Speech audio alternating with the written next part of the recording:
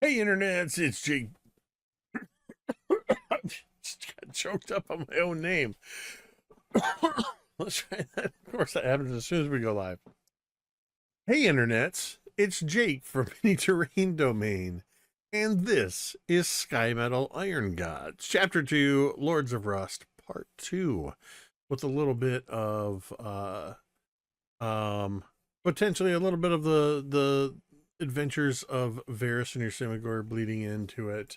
Some unfinished business. We'll see when we turn it over to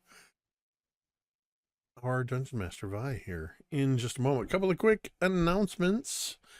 First and foremost, if you take a look up right here, you will see our domain dice for this game. Domain dice are, of course, a way that you, the viewer, can have an impact on the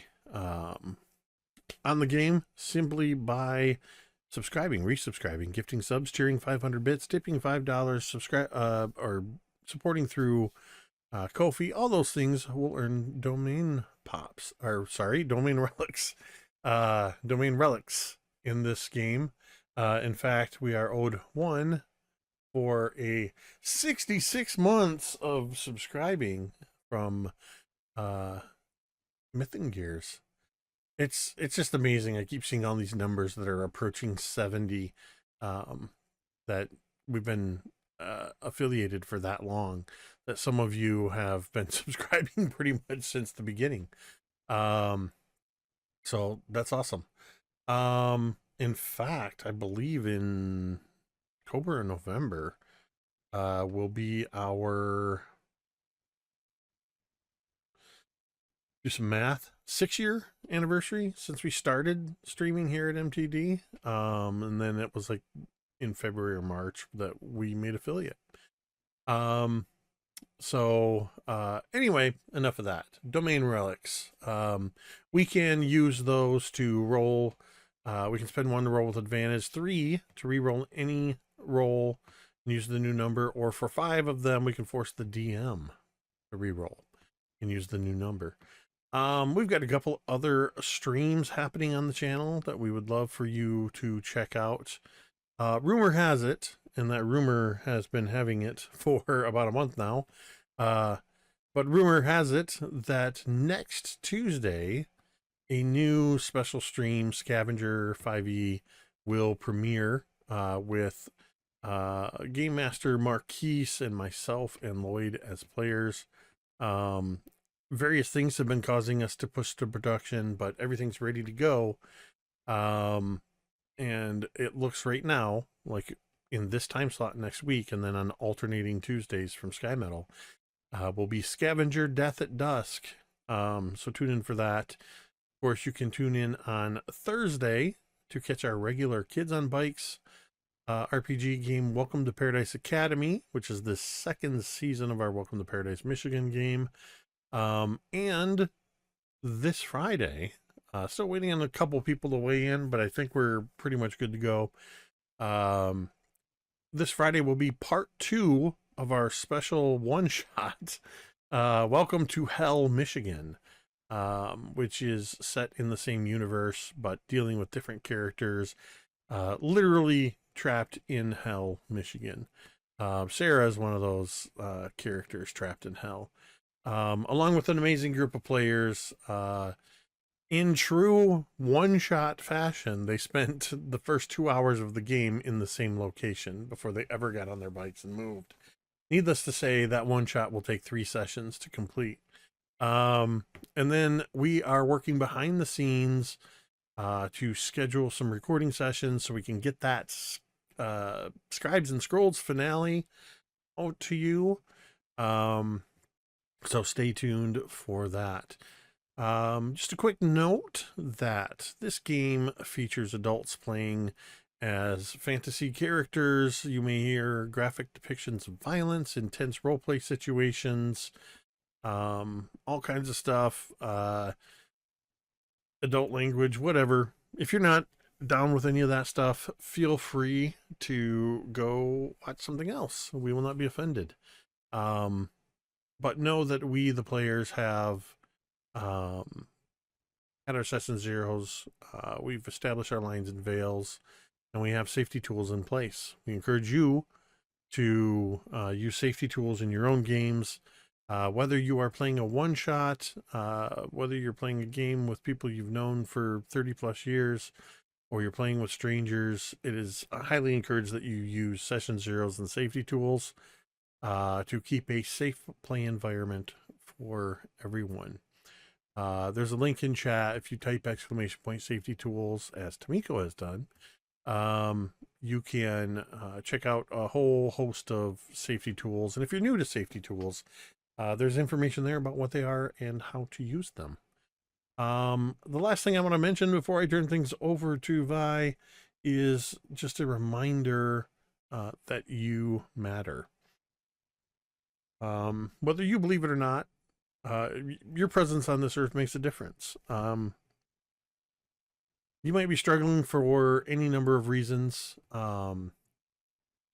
but know that help is nearby. We try to make it as simple as possible. All you have to do is type !help in the chat. A couple of URLs will show up, findahelpline.com, or you can check out the growing list of resources at takethis.org. We encourage you to check out those websites, bookmark them, save them for yourself, save them for a friend, and remember, you matter. With that, I will turn things over to our Dungeon Master. Thanks, Jake.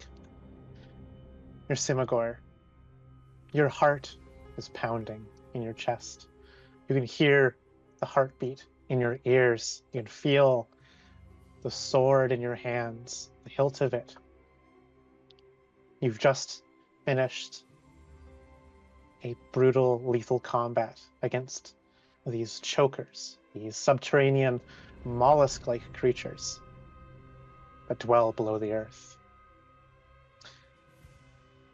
As you turn around, you see a domineering figure. You hear the sound of her chainsaw rev up. You see a great horned beast behind her. And that's when you wake up. You wake up to the bright light of Numeria's sun shining through a window. You wake up after a long night of festivities. Your head is still pounding from all of the drink and celebration that you've had the night before. Your bed is empty, unfortunately. You see the imprints of those who you companioned with overnight. It's late in the morning, far later than you had hoped it was. There's a small wrap on the door. You're not sure where you're sleeping right now, whose home this is, whereabouts in the town of Torch this is. But a rapping on the door, small, light hands. Veris, you've come to check on your companion, Yrsimagor. He has been nowhere to be found so far, and this is the day that you're supposed to go and head out. Head out to Scrapwall. And so, Veris, you've come to fetch Yrsimagor. Yeah, you'd hear like a kind of a timid knock, Yrsimagor, as Veris knocks on it, and he just, hello. Good morning. There's very groggily with the weight of a hangover. I open the door and squint at the brighter than expected daylight, but swing the door wide open, and you would see that in his haste of waking from the nightmare, Yrsimagor has not put on his clothes yet. As he whips open the door, and then he kind of looks around for a minute confused, and when he looks down and sees you, he it's good that I'm naked, aren't I? You see, Veris has already preemptively, like, kind of shielded his eyes, as, you know, as if he was already expecting, or really just not really knowing what he was going to walk in on. So, I brought you, and he, like, holds up, like, a mug of steaming tea or coffee or something. Real quick, before grabbing the coffee, I duck back in and grab the nearest thing, which is, I imagine, probably a much too small, like, robes or something of one of the companions whom I stayed with. Something obviously feminine and obviously too small. So just kind of loop it around my waist, tying it off real quick, and then take the proffered mug from you. Oh. Well, we are leaving in a few minutes. I assume that will be enough time for you to become decent again. Yes. Sorry about that. Give me 2, maybe 3 minutes. Take as much time as you need, really. He says as he's, like, already, like, kind of backing away down the hall.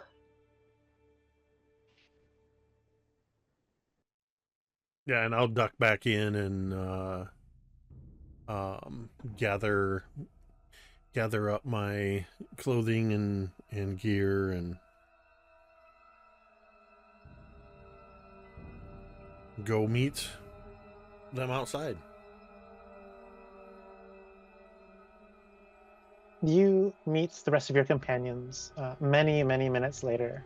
They are down at what makes for a docks in the town of Torch, where a tributary that leads to the Selin River flows out from the springs of underneath Torch, underneath its small lake that it's built upon. The three of your companions, Veris, Daeralei, and Zaari, have already gathered their things and are getting a small boat ready to sail down the river. The three of you are a bit, I wouldn't say fed up, but definitely, like, you've been waiting on Yrsimagor for a while now. As you see the lumbering mast that is Yrsimagor coming down the hill, down the path to the water's edge here. What is it like for the three of you seeing your companion finally join you after waiting for the good part of the morning like this?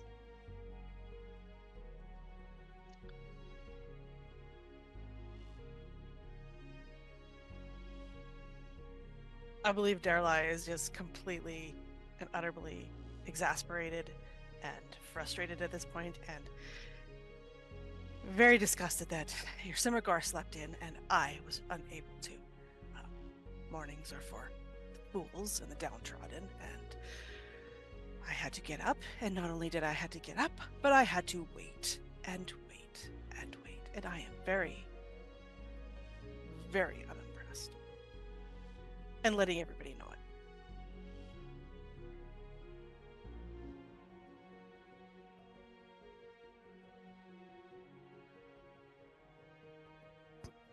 I think Zaari just kind of gets it. Like, she's probably not, like, real hungover, but she might have a twinge of a headache. The sun is kind of blinding, so as she, like, sees Yrsimagor come out, her hand's probably up covering her eyes, and then I think she just kind of gives him, like, a knowing, like, smirky smile.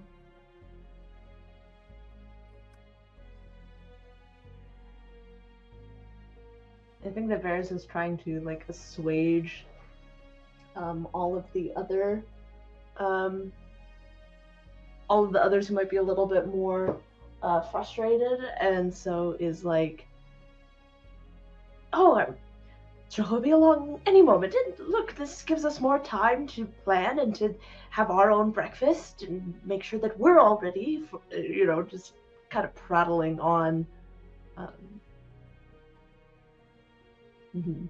Which, of course, is improving Daeralai's mood 100%. Not. When I do eventually show up, I pay no attention to the glares from Daeralei, and I just wordlessly hand Veris back whatever mug that you brought the drink in. It's not clean, but it's empty.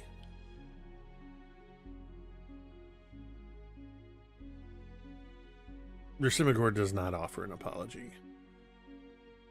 Are we ready to go?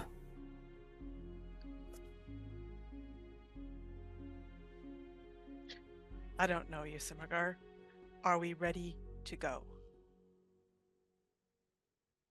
That's what I was just asking. Presumably you've had all morning to prepare, so... I think at that, Daeralei will thrust upon him without taking no for an answer the oars of said boat. I don't know how it's last one here, you get to do this. And immediately we'll what's the word I'm looking for? Embark on the boat. Get on. Daeralei and Veris, since I imagine the two of you are the most planning oriented on this morning that has happened and transpired, what have you planned to have done with Mayenda? Is she left behind, or is she taken with?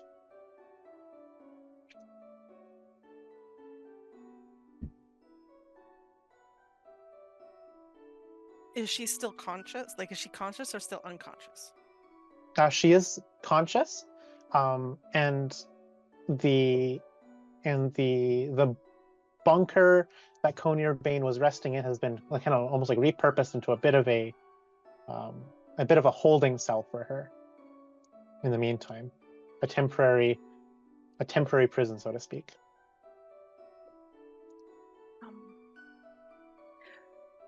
Forgive me, it's been a while. How long were we planning to be away at Scrapwall? Like, this journey that we're taking to Scrapwall, do we anticipate it's going to be like, days travel, or are we planning to be there for like an undetermined length of time? I don't think that you have a plan to return to Torch much. As I recall, because you have business elsewhere. You have business in Scrapwell. As I recall, weren't we taking the long way anyway, and it's going to take us like more than a week to even get to Scrapwall? Let alone plans to come back.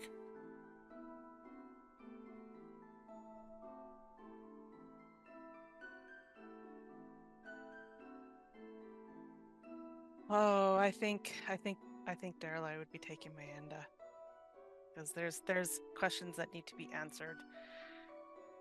minds that need to be changed. And I don't trust leaving her alone. So she'll be a guest, unwillingly or not. Don't you think it might draw suspicion if we have a hostage with us? I said she was a guest, Veris. Well, quite obviously she is not. I guess implies that she is coming with us willingly, which very much is not the case. You are willing, aren't you, Mayenda? And you would be, I think everyone would be a little bit surprised at actually how compliant Manda has been. She seems definitely fine to join you to Scrapwall. She hasn't like tried any funny business. In the meantime, she hasn't like tried to escape or like, you know, try to run past you or whatever and make a beeline for it. She's been pretty complacent, and she wouldn't answer your question. I think that she's already sitting on the boat. She's staring out into the distance. She's staring westward. See? Guest. I mean, I do have concerns that, you know, we are going to the place where there are a lot of other Lords of Rust. Is that right? There's another? Yeah. And that's what she is too, right? So I have my... Okay. I just worry that, you know, she's biding her time, you know, being complacent as possible, letting her guard down, and then she's going to do something while we're in Scrapwall. I'm not saying she shouldn't. I don't think that there's a good way for her to stay here either. I want to make my thoughts known, he says as he, like, twitches his ears. I have to agree with the tiny one. I mean, I also agree with the tiny one. I mean, I'm not going to say I don't, but I would rather her be where we can watch her than where she can, you know, Out of character harm people and get question. away. Out of character question, because it's been a while. What was our reason that we were keeping her alive? Daeralei has been demanding that she stay alive. That's right. That being that she suspects that Mayenda is not Mayenda, but someone else who has been struck with amnesia or gained a new identity or something. I remember now. Back in character. Back in character. What's the reason we're keeping her alive? She has been brainwashed, just like your sister. And if we can unbrainwash her, then we know how we can deal with your sister.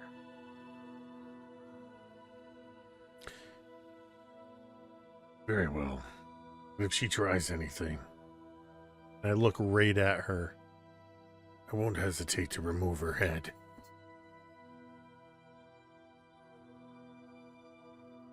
You can still unwash her brain from her headless, or just her head.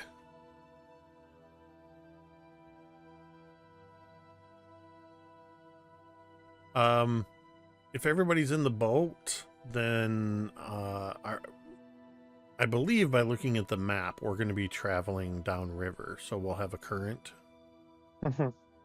So I will take the oars that Daeralei gave me and sort of use them to.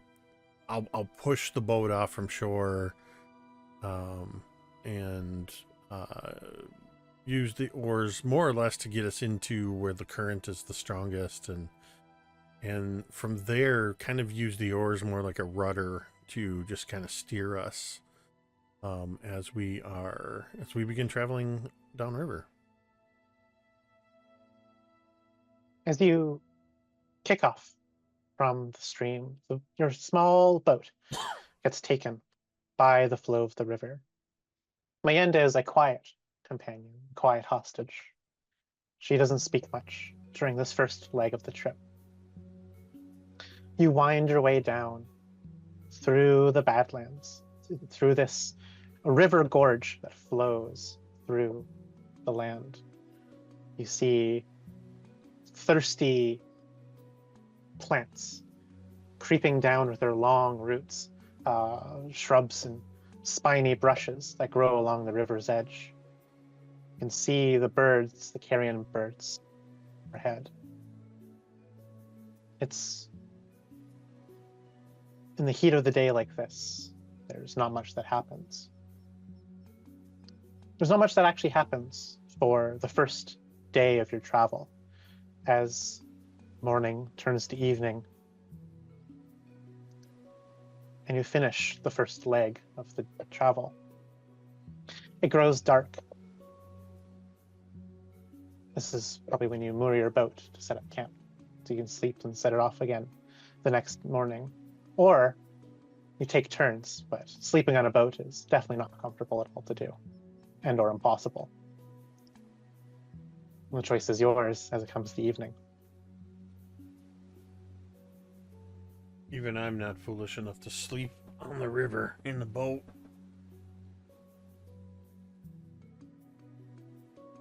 We don't have to, so I will steer the boat to the shore at the end of the day, and once everybody's out, drag the boat up away from the shoreline, or tie it off, whatever is more feasible, as we make camp. You set up camp with your provisions and see the bountiful stars up above head as the day has turned to night.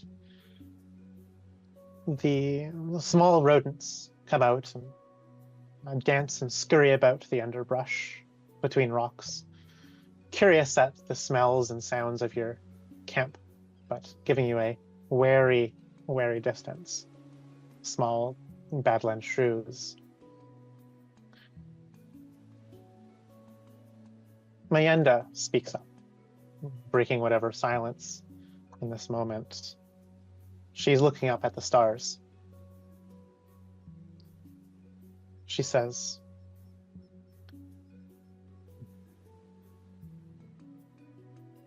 "This is the longest I've been away from him."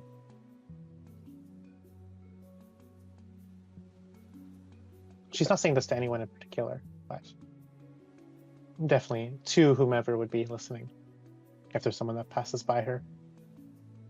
I think Daeralei has kept her close. Would not let her stray too far at this point. So would overhear this. Cassandali?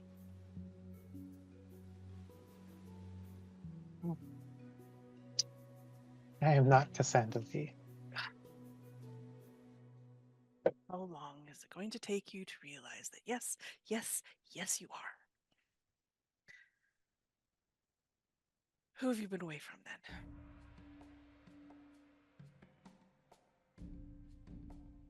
I remember back below Torch. You put a seed of doubt in my mind. And that seed of doubt has grown into a small flower. It's been long. And she kind of like extends her one good hand, kind of miming the gestures to cast a spell. It's been the longest I've ever had away from his grace, as no spell gets conjured from her fingers. Your father's grace? Lord Hellion, yes. He is not your father, he is your brother. He tortured you, he abused you, and he turned you into what you are now. And I am trying to help you. A different version of me would resist everything you have said so far.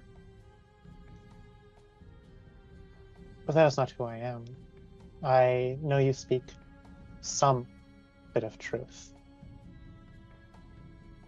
My memories are scattered. Some return to me. Places beyond where I've been, sights beyond what I've seen.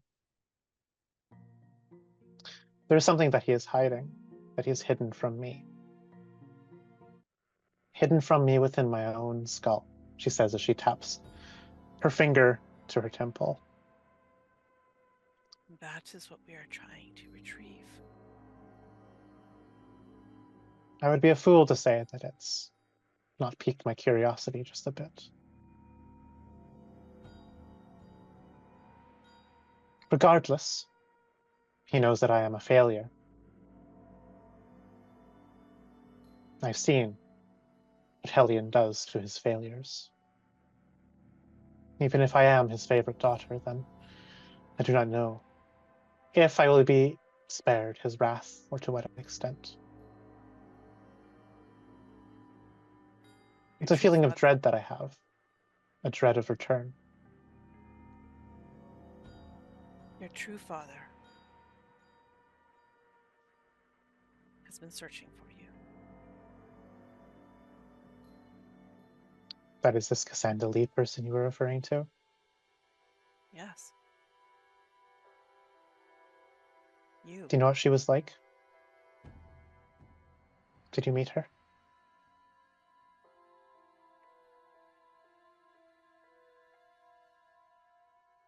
This Daeralei actually looks up to the sky as if they're searching for something.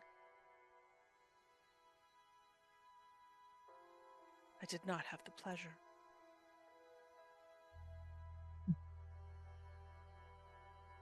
And maybe it is someone else.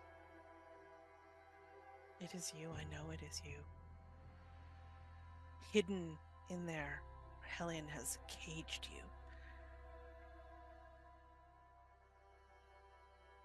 We will break you free, Cassandra. She heaves a heavy sigh as if she's irritated by this conversation, but she looks away, looking to the distance.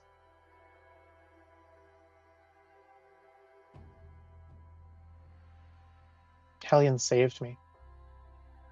Yet, there is some truth to your words.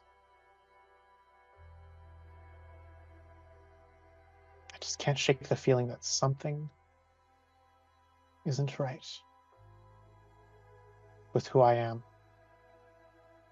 And I know you say I am someone else. I can't believe that. I can't believe that one bit.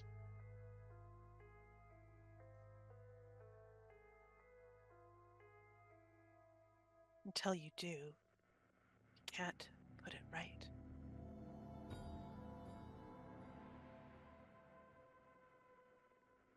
And I think with that,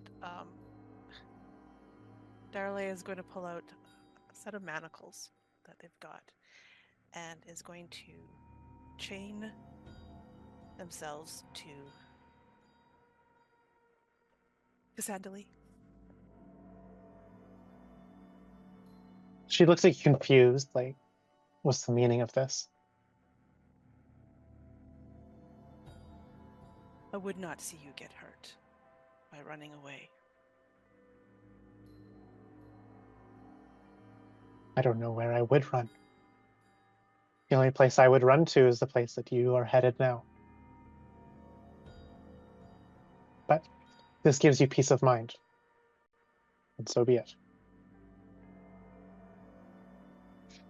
And perhaps I will be the dead weight. Think of me.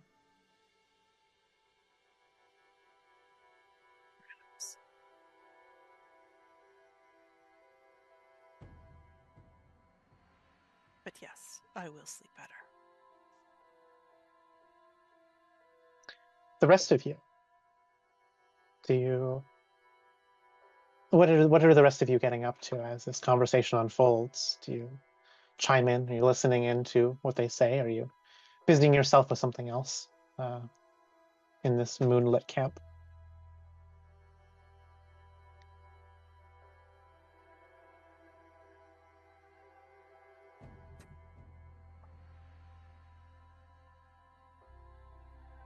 I think I think Zaari would be, making sure that they have enough for a fire, making sure that tents are put up properly, things like that, before everybody decides to go to sleep.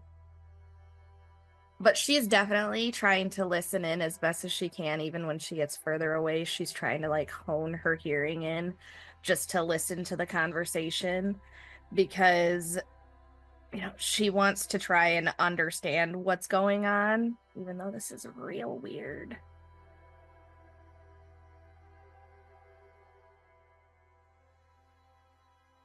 I think Veris is just listening to as he's like, but he's like trying to hide it by like taking stock of his shelf backpack,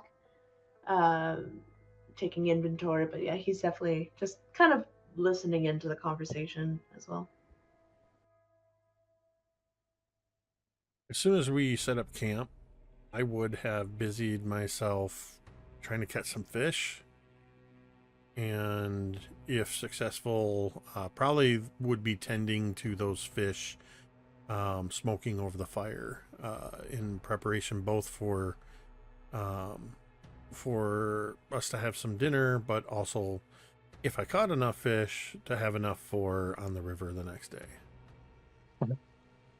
You can roll me a survival check, please. Sure.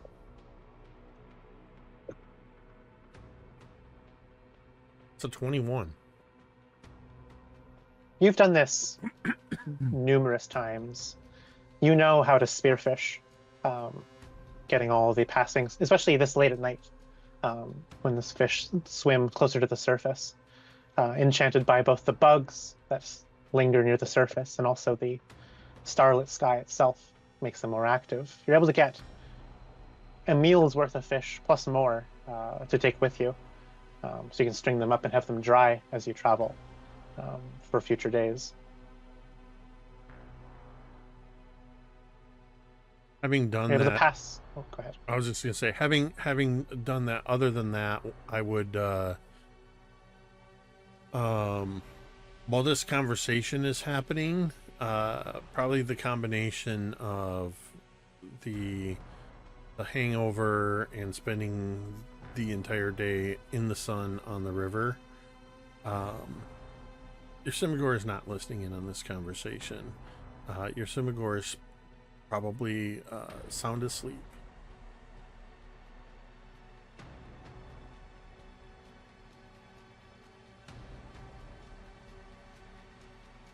And so, night turns to day once more as the next morning arrives. Another day upon your boat. To gather your camp and return to the river once more, pushing off against the shore and rowing just a bit down past the curves and winding way of this canyon river. By midday, the landscape flattens out. No longer are you walled in on either side by these sheer cliffs, but instead it turns to a great stretch of open land. And catching your eye, all of you, upon the eastern bank that is to your left as you're heading down this way, you see a fishing village with a little pier and docks set up upon the river that you have to kind of that you would have to navigate past just a little bit. But notably, just in the distance, you can see something doesn't seem right about this village. There's no one about, even here in the early of the morning. There's no one sitting out at the banks of this river to catch fish. There's no one wandering the streets. And as you get closer and closer, you see whatever houses and homes and buildings have been leveled. They are in ruins. There is detritus everywhere. And what you would see, Yrsimagor, particularly because of your background as a robot slayer, you would see the gleaming husk of a robotic drone amidst the rubble. It's Skymetal carapace catching the Numerian sun and kind of giving you a bit of glare as you sail up to this village.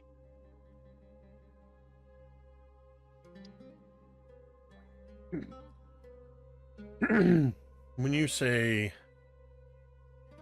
I see a drone, I might have missed this in the way you described it. Is it active or inactive? Inactive. Okay. It is in the rubble.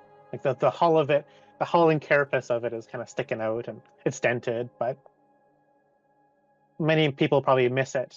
But you, with your robot slayer background, you would notice it for sure.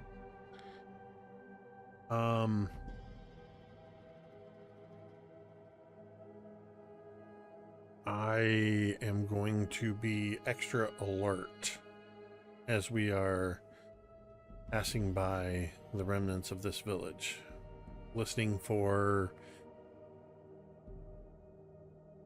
any signs of activity, listening for anything. In particular, I'm listening for telltale signs of the constructs. But I'm on high alert right now.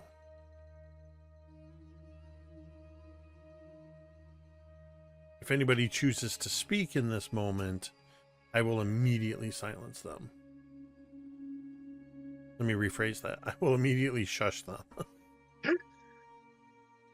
Does anyone else do or say anything at this site of a near approaching ruined village? It's definitely a village that's like built onto the coast of this river.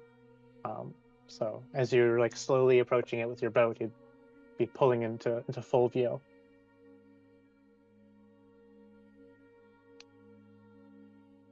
I'd just be staring at the shoreline, eyes covered as best as possible, not really seeing much because it's too bright out, but trying to see if there's anything moving, any shadows amongst the ruined buildings, that kind of thing. Anything from Veris or Zaari, or just gonna continue and wait and watch? I was gonna say Zari's just gonna kind of doing what like Daeralei is doing and just sitting and watching, seeing if she catches any movement, anything like that. I do think Veris would try and say something because he's. I imagine he opens his mouth to say the obvious of what everyone else already knows. Of like, isn't it a little strange that there's no fishermen out here on a fishing village? And I imagine he doesn't even get to say that whole sentence before he gets shushed. You get just the harsh hush sound and a glare from Yrsimagor, and then just the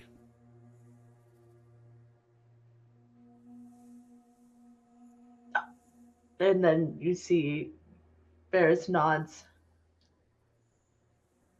Daeralei, you're still keeping an eye on Mayenda, right? Absolutely. Yeah. Okay. Give me an insight roll from you, please.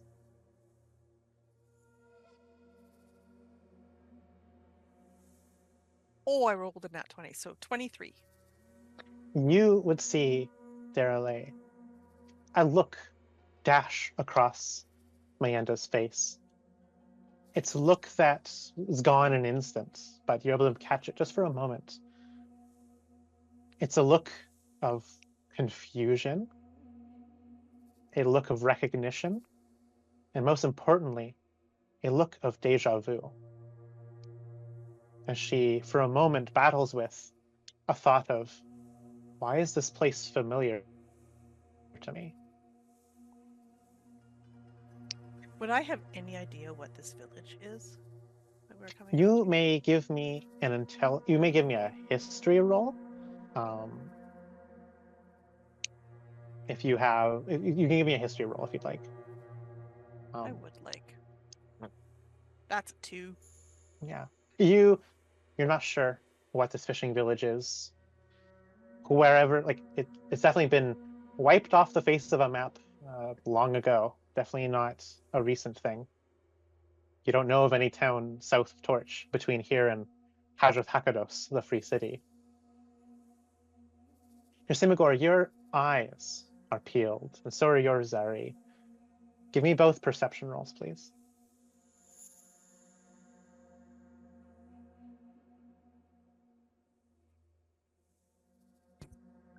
That's an 8. 7. You are surprised. There is a hunched figure standing at the, not like on the pier, but like where the pier meets the dirt. A small hunched figure. She is leaning on a cane. You're not sure how she got there. She is obscured by mist. You realize that it's a bit chilly here. You can see your breath as cloud and mist exhaling from your mouth. She is small statured, and you see whipping about every now and then a long tail beneath her flowing clothes, a rat's tail.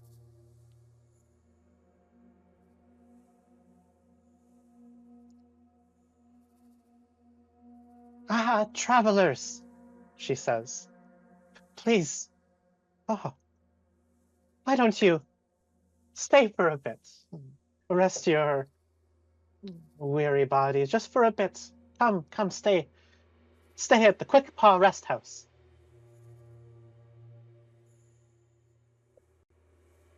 As she steps out, revealing herself more in full, as the mist kind of vanishes a little bit, as a very elderly rat folk. You can see that her fur is like mottled and grayed, and her whiskers are droopy, her hair and her fur is long, her clothes are like bundled up like an old, granny, in a multitude of robes, and A her little babushka. her tail is wrinkled, and her hands are gnarly as she's like um, using this cane of hers to prop herself up as she tries striding forward shakily upon the pier.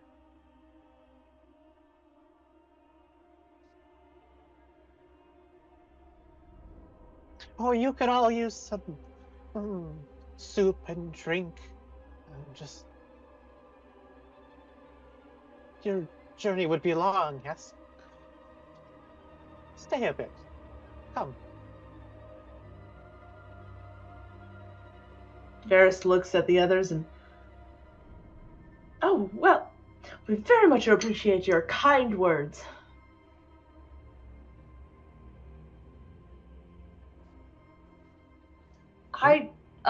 He says, not a big day for fishing, I see. Hasn't been for a long time. Why is that? We don't get much travelers anymore, and it's a bunch of. She like gestures. She like tries to like swipe it away. It's a bunch of unpleasant business.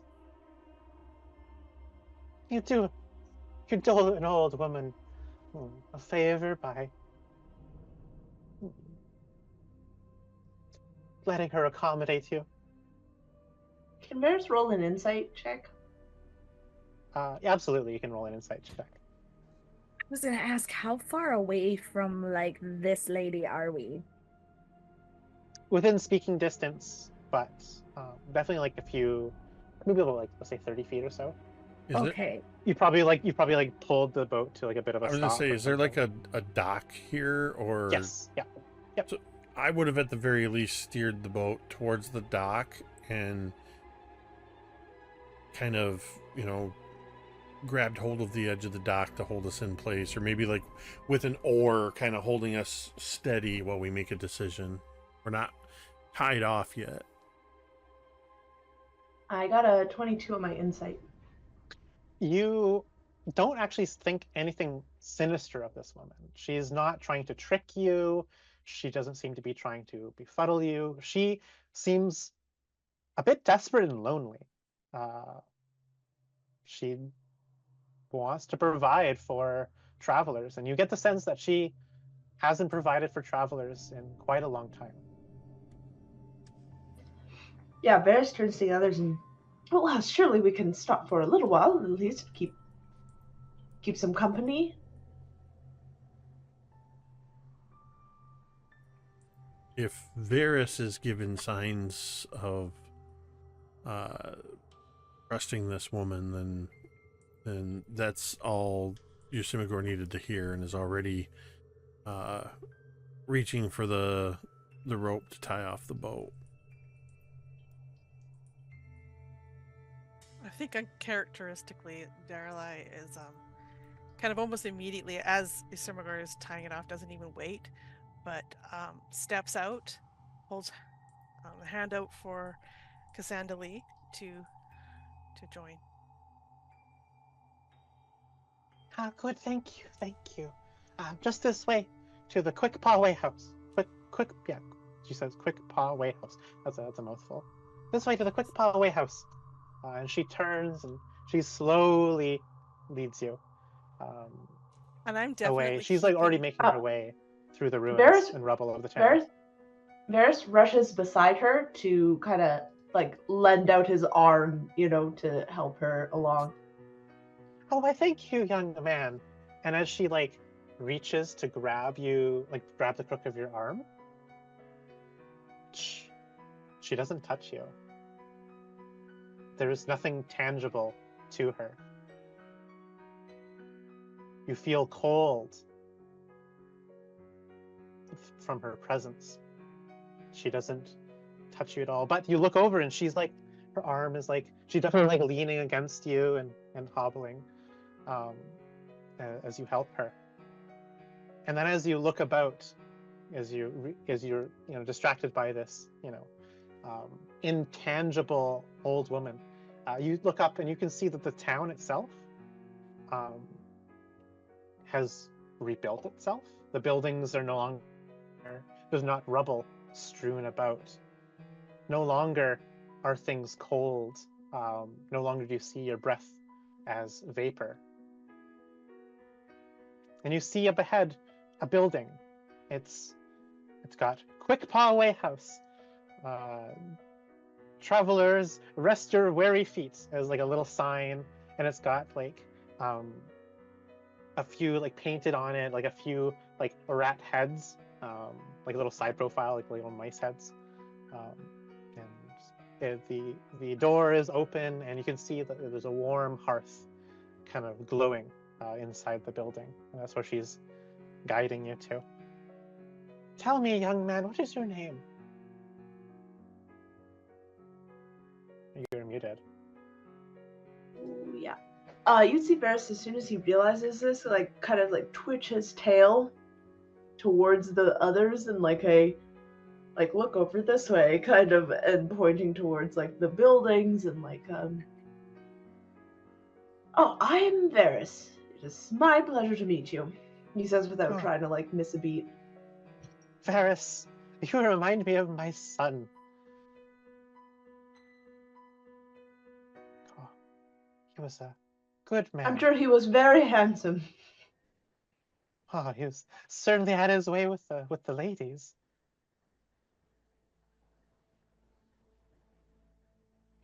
Veris nods and kind of continues chatting. Tell me about your companions, young one. Where are you coming from, and where are you headed? We don't get much from people these days. Well, we have Daeralei, Zaari, and Yrsimagor, and we are headed towards the Free City. Hakados.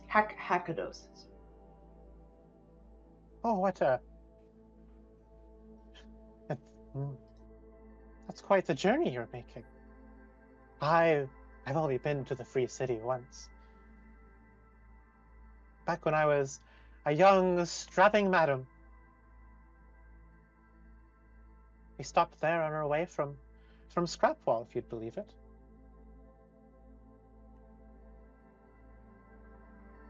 And You're from Scrapwall? Yes, yes.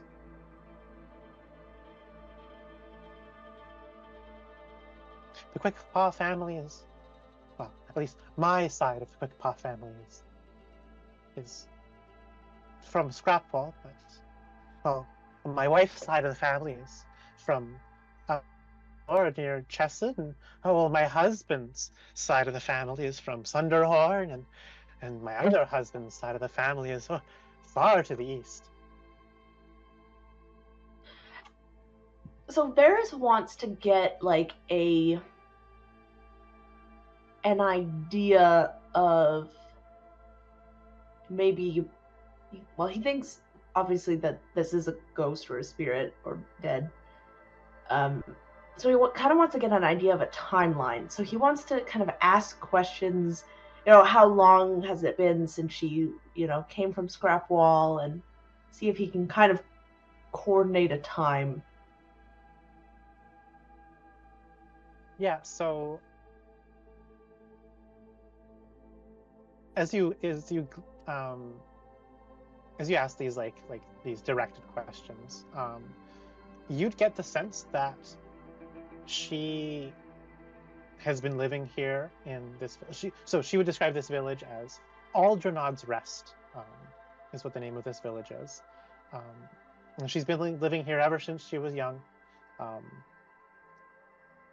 You'd get a timeline sense of that she's about 50 years old, which is really old for a rat folk. But you'd get a sense that she isn't very familiar with anything that's happened in the last 30 years.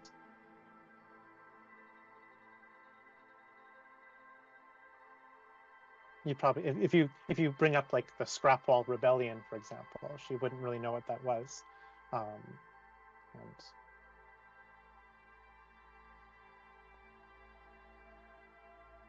Okay. Mm-hmm. Yeah, he would just continue on conversation with her then. Mm-hmm.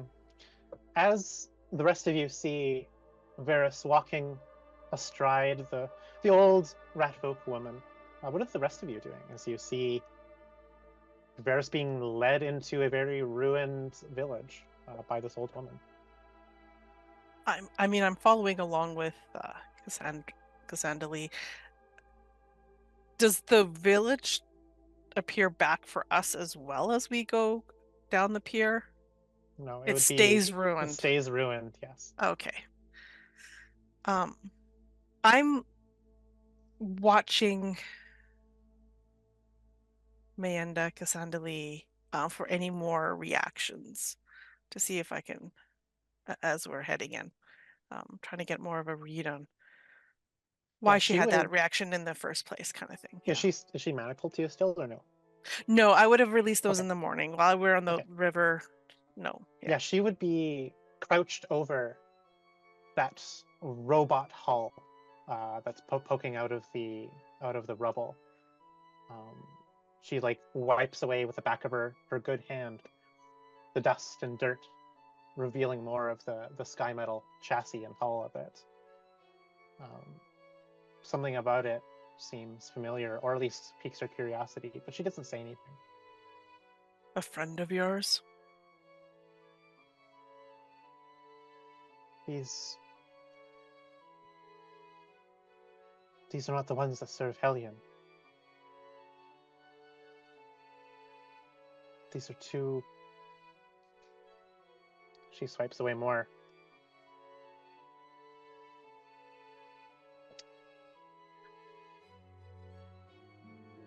Two... I don't want to say fresh. That's not how you describe a robot. These came from somewhere else. The ones that serve under Hellion. They are pitted, they are rusted, they are on their last legs. These ones are not like this. These ones are powerful.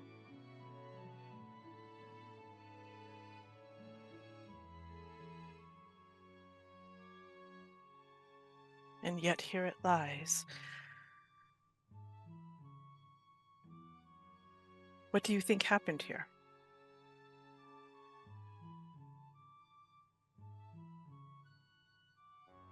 I think this town was destroyed by these.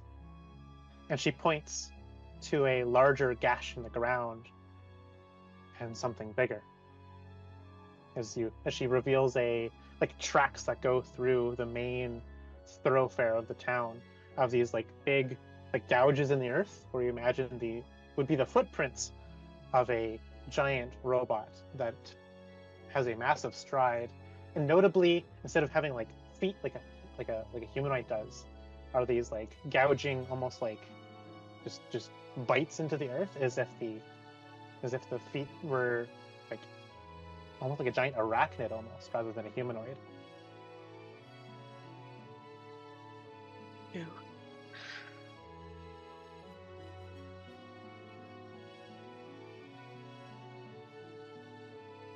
Do those prints look familiar to Daeralei?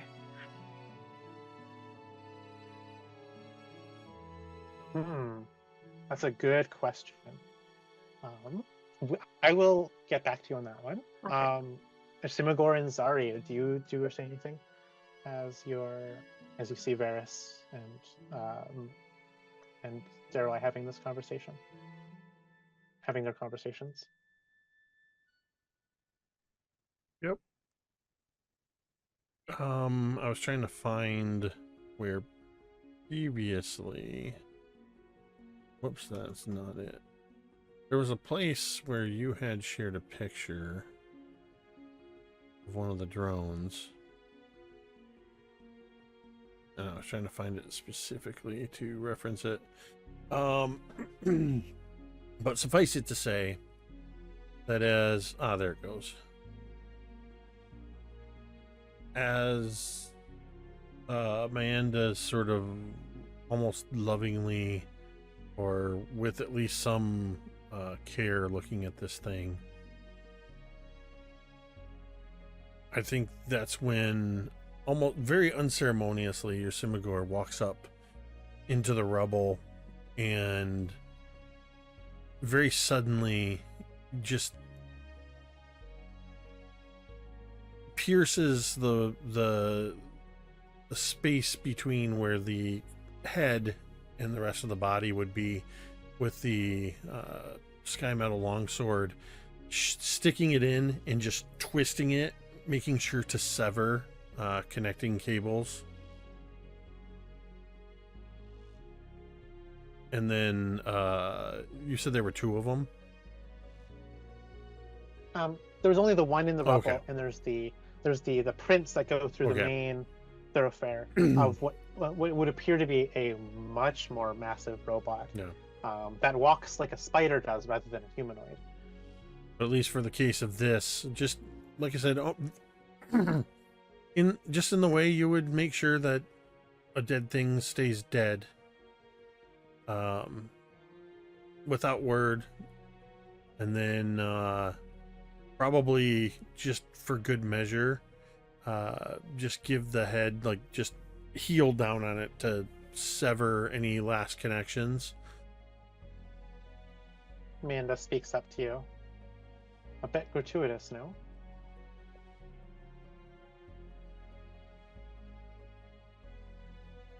You never know when these things are going to rise back up. They don't bleed blood. They don't have heartbeats like us. But if there's one thing I've learned, if it has a head, it can't do well without it, usually. You Better to think be the safe nature than of these sorry. servitors than even I do.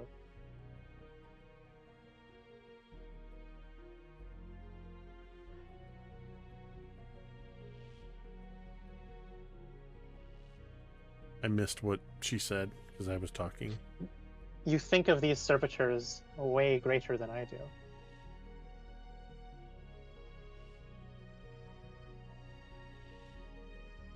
I only think of them in terms of how best to stop them. The only good robot is a dead robot.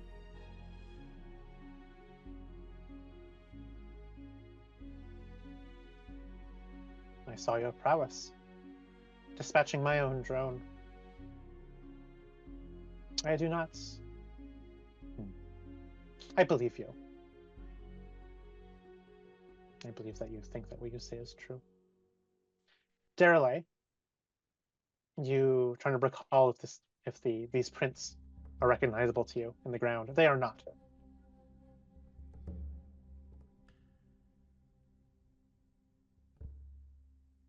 I think Zaari is trying to stay close to Veris. Like, she knows that this village is just completely destroyed, but she doesn't understand why Veris is ow is thank you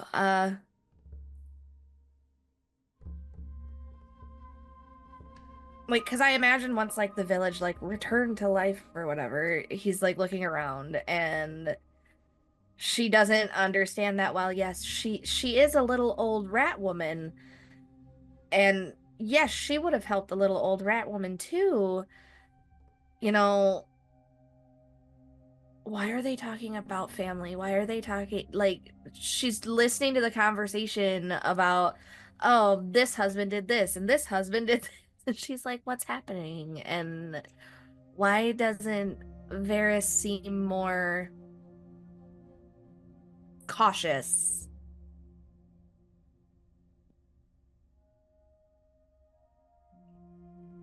Yeah, Veris and Zaari, as you approach what would be the ruins of the Quick Paway house, both of you would see it actually in full, like I described earlier, fully put back together, warm glass. The glass panes are intact. This would surprise you, Zaria, as you rub your eyes, and all of a sudden the Quick Paway house is fully intact as well. The old matron guides you, Veris, across the boundary into the building. It seems warm in here, but still empty, just like this whole village is. Here we are. Take a seat wherever you'd like. Bring drink and food in just one moment, please. As she lets go of you and scuttles off to some back room behind the behind like the bar, leaving you alone, Veris, in this wayhouse. And you see that it's warm and it's cozy in here, and there's rooms, like stairs leading up to rooms upstairs. There's like a bathhouse section behind it, in the far, and then there's this like big, like almost like a lounge area rather than like an eating space. So just like a large lounge that you find yourself in. It feels warm, feels comfy, feels like a place that would give you a good rest after a long, weary travel. And Zaari, you'd see this too, as you or if you cross the threshold into the wayhouse. Oh no, we're not going inside there. It's a ruined building. Absolutely not. Like, she's like, Veris, why are you? And it's like as he's like walking in. Oh yeah, Veris is already in. He's already gone in.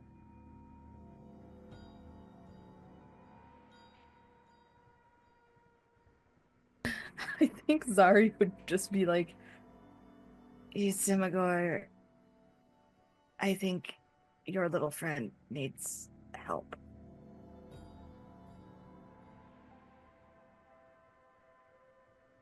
I would just look at you, unsure what you're talking about, because I'm happily following Veris.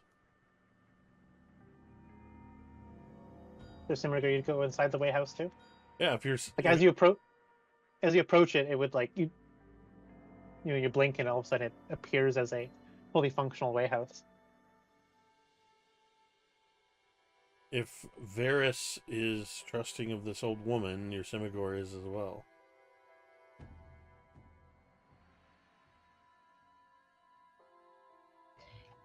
Veris doesn't have detect magic, but can he make like an Arcana check? Sure. Yeah. Was there something you're trying to glean? Just like what he can sense, I guess, overall, like from just like, because he knows something is up, obviously. I mean, the woman is dead, but he's just trying to figure, just trying to see if there's like like. Okay. Yeah, give me an Arcana check. Yeah. See what's up. 17? You get the sense that a great amount of an emotion clings this woman, this matron, to the world. You know that she is a ghost, that she is a spirit that has not been put to rest. And with a 17, you would know that it's a sense of guilt, shame, and sorrow that make her cling to this world.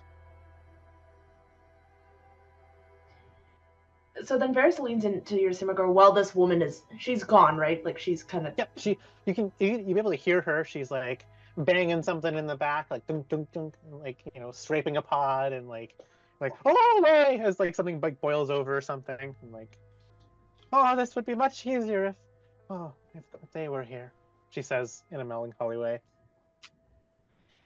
Varys leans into Yrsimagor and just says, "No.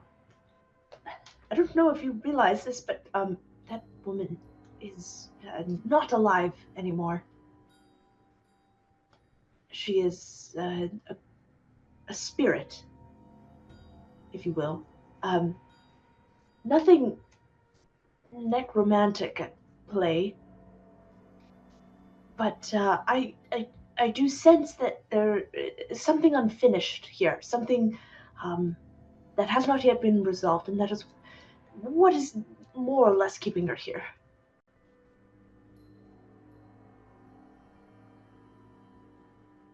I think we should get to the bottom of it and maybe try and help her pass on. If we can.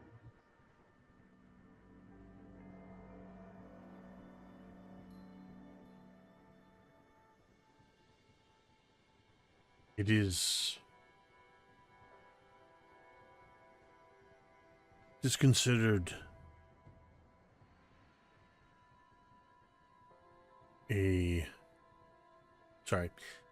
Jake the player is struggling to find the word. What Yrsimagor is trying to say is that it is a terrible thing when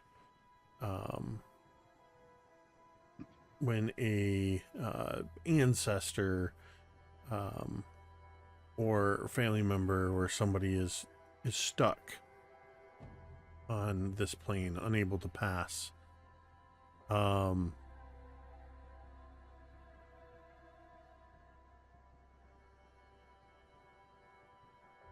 our tribes, it's usually an unrest or how they died.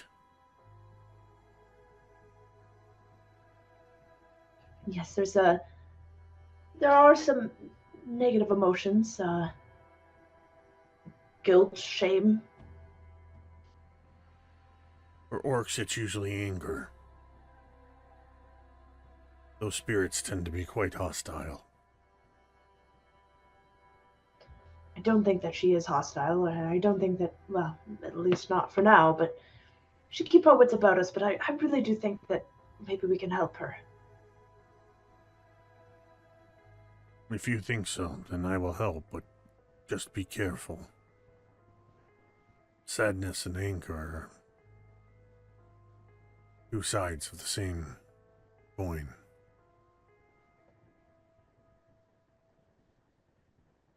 Varys nods.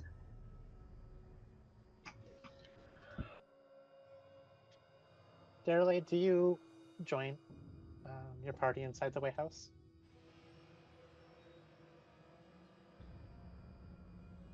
Yeah, I'm gonna stick with Amanda, Mhm. but Amanda would look up, and I think that you would be able to tell that the illusion has definitely befallen her as she looks over to the ruins and the rubble of the way house, and she says, "I've been here before."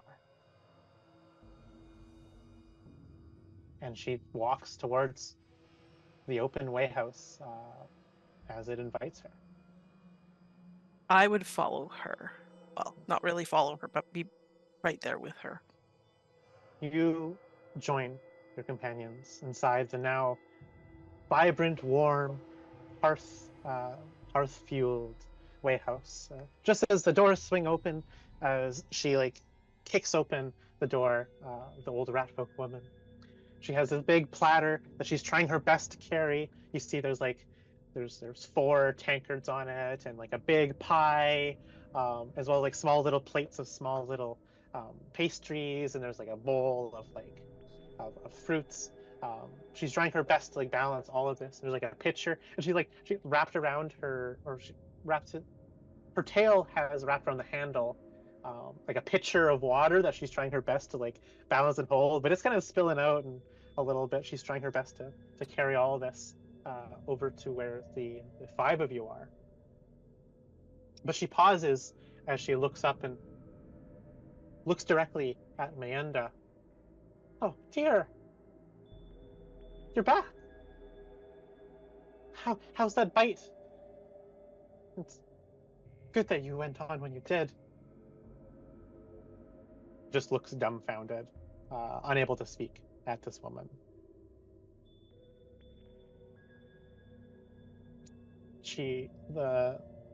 The quick paw matron sets the tray down and sloshes what remains of like the water pitcher upon the table that you're all sitting at. "Oh, please enjoy. Um, I'll get one. I didn't know you had a 5th with you. Um, I would love to catch up," she says, in particular pointed at Miranda, um, as she returns and back to behind the back into the kitchen, leaving the 5 of you with a platter of food. It looks warm. It looks tasty. Probably For the your people stomachs grumble who a little bit. for the people who don't see the illusion, what do they see? As of now, everyone is seeing the illusion. Oh, okay. She knows you. I I know her too. I do not know how. I don't. I. I've never been here.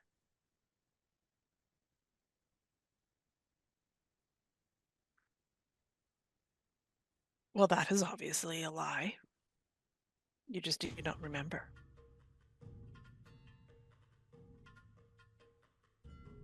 Maybe she'll have answers for you.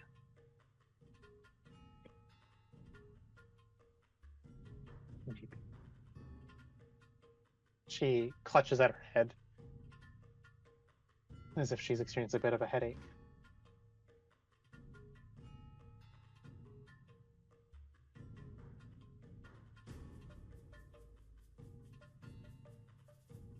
Does she have obvious old wounds on her head? Like scars or anything? Kind of like I have scars on my head? Nope. Nope. Okay. Nope. Before long, the old quick paw ratfolk woman returns once more with like another little tray and another tankard. Sits down and she'll place them down on the table. She'll like wrap her tail around a stool and pull it up and sit down. "Oh," she kind of like puts her hands on her knees. "These old bones aren't quite what they used to be." She like pulls, she like spreads out her toes and like stretches her toes a little bit, and sits back, very eager to be seated instead of standing. "Oh, travelers, you didn't tell me you had Cassandra Lee with you." I look Tell me, dear. I look pointedly at Cassandra Lee. "Tell me, dear, how's that bite on on your leg. It's healed up now, I hope.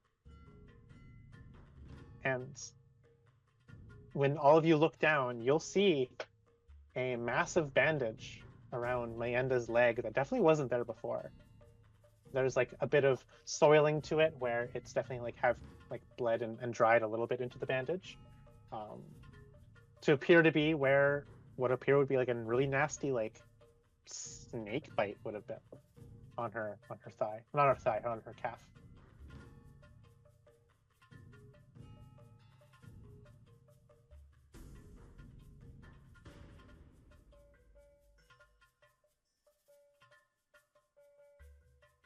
I look at Cassandra. It's rude not to answer. She looks dumbfounded. She speaks. I've been here before? And the quick paw matron, she says, "Ah, yes. Oh, you were just passing through. You had to stay. You don't remember? You had to stay and rest. You got bit by a nasty serpopard on your way here. You were in some hurry, but I assured you, no, you had to rest. When you left, I wanted you to stay longer. You weren't nearly as well recovered as I had hoped. It's good that you had." And you see that there's like, just the color just fades from the old rat folks woman's face as she seems to recall some horrid memory. "It's good that you had," she repeats. How long ago was this? Daeralei asks the woman. Well, I'm not really sure these days anymore, to be honest. Days don't really make sense to me anymore.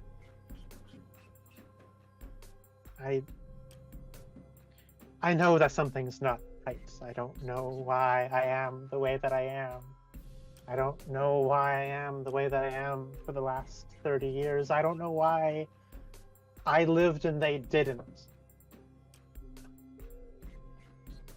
I remember dying, too. She's full on going into, like, grieving. There's, like, tears well up in her eyes. I remember them. I try not to remember. Great machines of steel, of Skymetal, sweeping through this place. A great engine of war, flying demons of metal and steel. And when she says that, Yrsimagor, you're reminded of the drone that you decapitated back out in the way.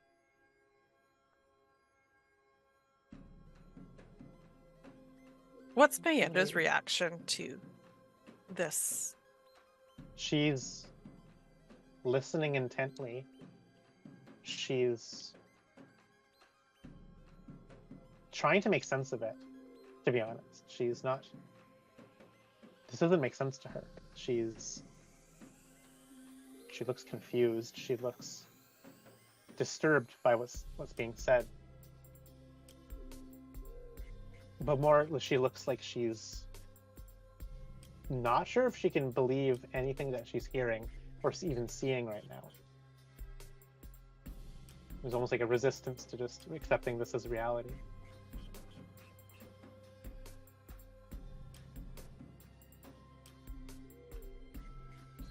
I tried to get them all to hide.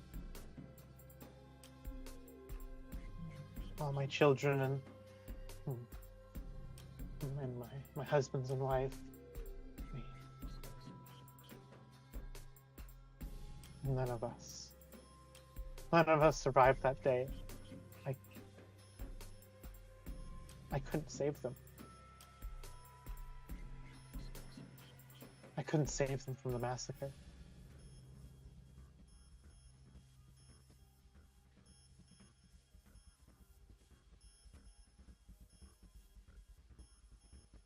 Veris nods and rests a hand on the shoulder of this rat woman. Or, well, he mimics it, even if he... Mhm.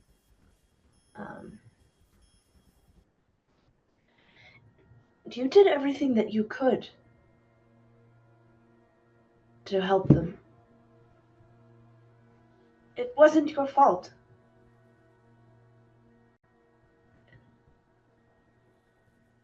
If Sometimes... only I had Go ahead. so many things I could have done.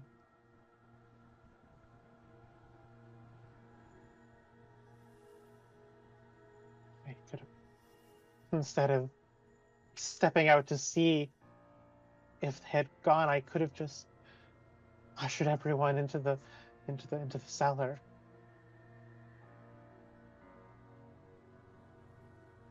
You're having thoughts about with information that you have now, not with the information you had then. There Only I will hadn't always looked. be things that you could have or would have or should have done, but you did the best that you could at the time. And you tried to protect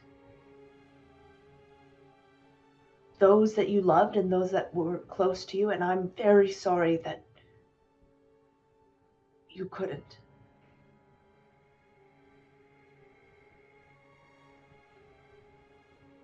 But it is not your fault.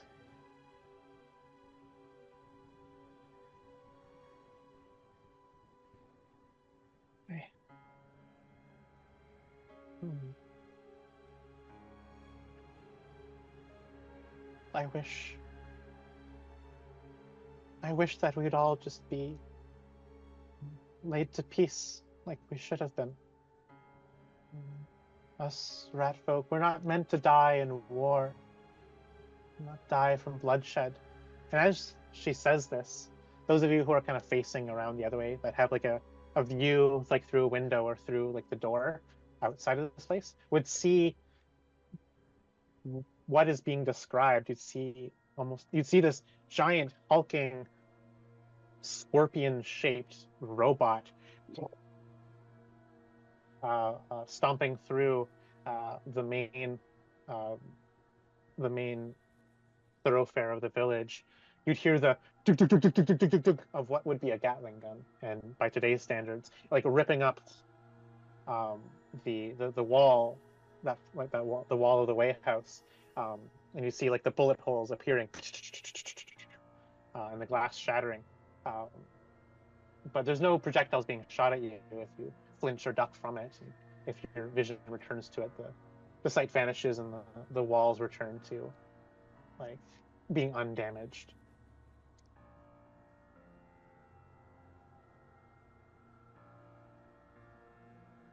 You should be at peace. You should be with your family instead of here. Your family is not here anymore. You should go be with them. They are. None of them are laid to rest. Not the rat folk way. Do you know where they are?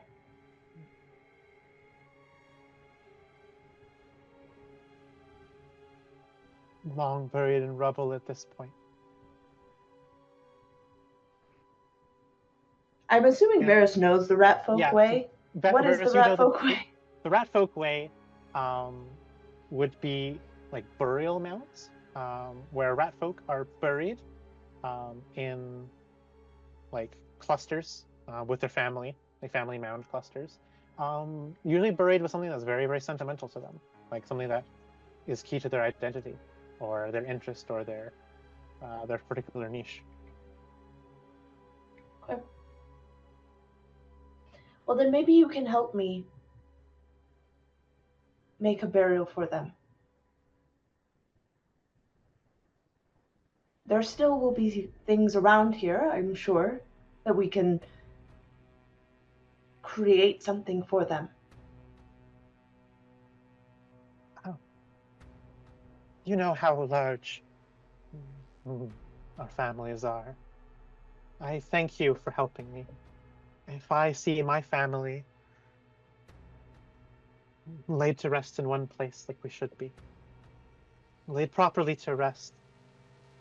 Maybe then will I be at peace, and I can join them.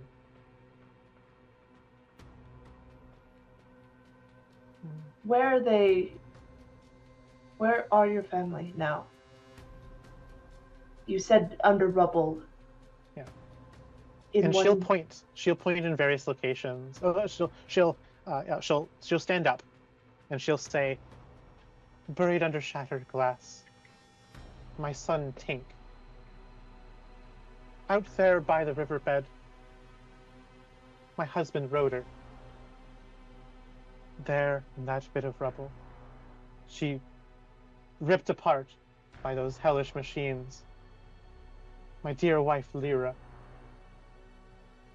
And there the twins, Whisk and Nib. And there was Gam and Pippo perished there."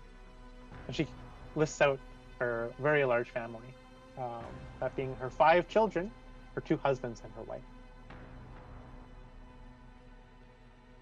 So yeah, Veris is gonna stand, and he wants to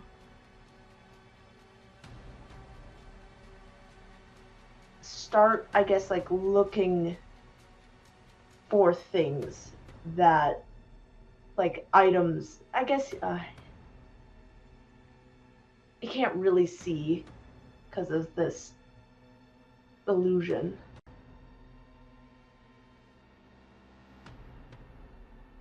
So, okay, here's his goal. Like, here's what he wants to do. He wants to find, like, any leftover pieces, mementos, anything that's kind of left over in this rubble.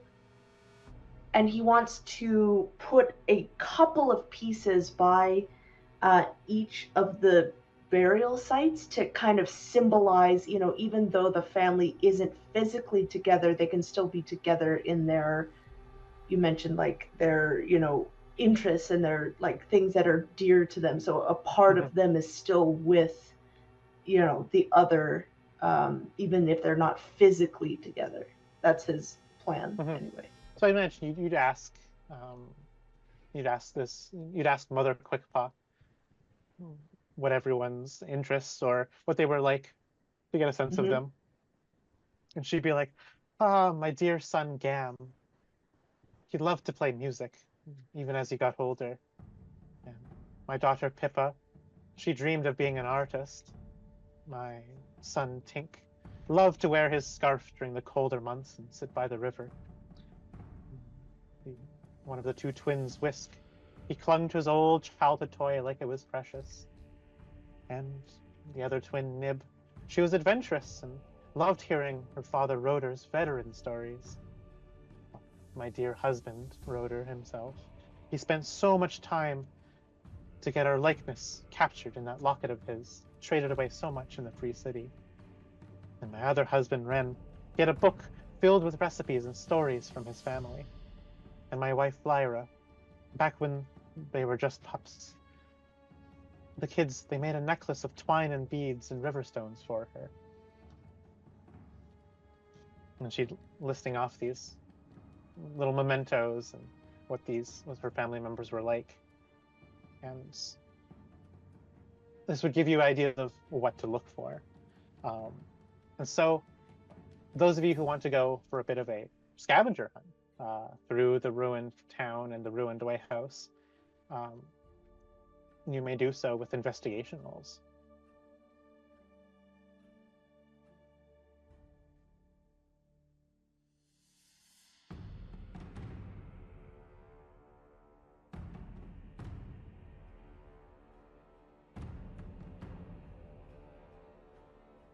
All right.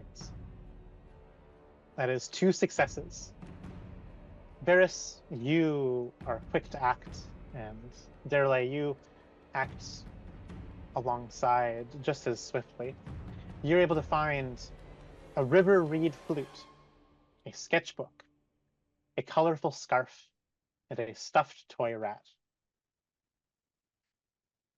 These being 4 of the 5 children mementos. Zaari and Yrsimagor, you're not really able to find much. You're having a hard time like seeing through the phantasmal wayhouse itself to see the rubble for what it is.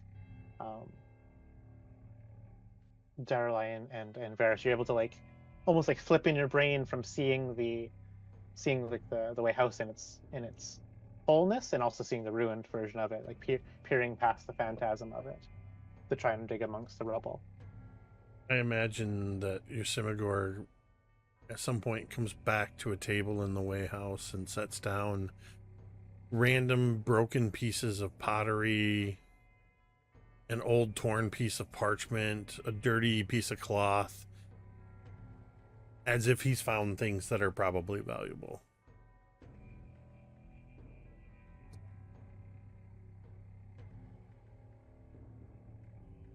I imagine Zaari like maybe tried for a second, because I imagine like even in her own tribe when someone dies, you know, you try to give them a memento and things like that. At least something that's like on their body. And with her not finding bodies, she doesn't know what to do. So she's just kind of standing there. Yeah, and I think Veris is going to take pieces of each of these things that he has found and start kind of laying them at like the different sites. But he wants to cut one more piece of each thing to save for the elderly rat woman. And Then you're once he's like breaking apart the objects, or what do you mean by cutting yeah, pieces? Okay. Okay. Just to make sure that there's a piece with everyone where everyone is buried. Gotcha. And so yeah, like as you're retrieving these items, Mother Quickpaw would be seeing, like, oh, that was Gam's flute, and oh, that was Pippa's sketchbook, etc. All these different items, and you'd gather the rest of them. You'd find a toy wooden soldier, a silver locket, and you open up and you'd see, like, through the dust if you wipe it off, there's like a portrait that's been painted of all 8 members of this ratfolk family, though it's aged and worn and a bit faded. Definitely them in their youth, when the ratfolk children were still children, and when the adults were not nearly as venerable as they are now, or at least as they were when they perished. You'd find an old leather book written in the ratfolk tongue, a bunch of nursery rhymes, recipes. You'd see stories and myths and fables, and there's even like a genealogical tree that's been written out. All of this by hand, penned by different authors. Different ratfolk hands have penned this large book. And lastly, you'd find a delicate necklace made of twine and beads and river stones around the neck of one of the skeletons that you've unearthed. Not unearthed, but like exposed from shifting around the rubble.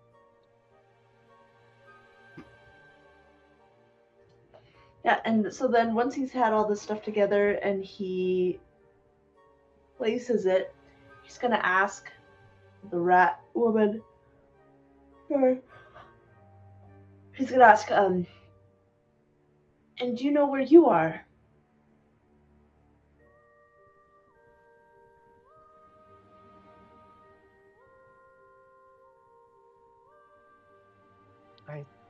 Right there. I remember the pain in my gut. I was pierced by some terrible weapon. Like arrows, but 1,000 of them each second. I remember crawling, as she recounts. I hid. The light left my eyes. I remember stillness washed over me behind the bar. And she would reveal her own corpse slumped against the bar, like behind.